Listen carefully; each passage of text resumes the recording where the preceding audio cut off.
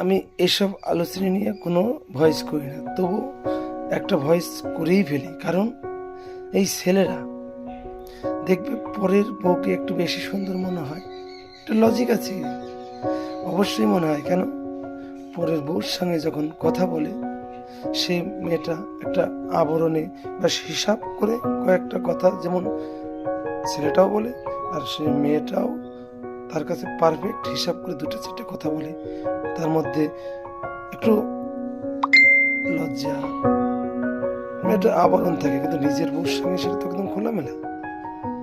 ওই বেশভূষাও থাকে না, বা অতটা মানিয়ে কথা বলে না। ছেলেটাও যেমন আর মেয়েরাও যেমন।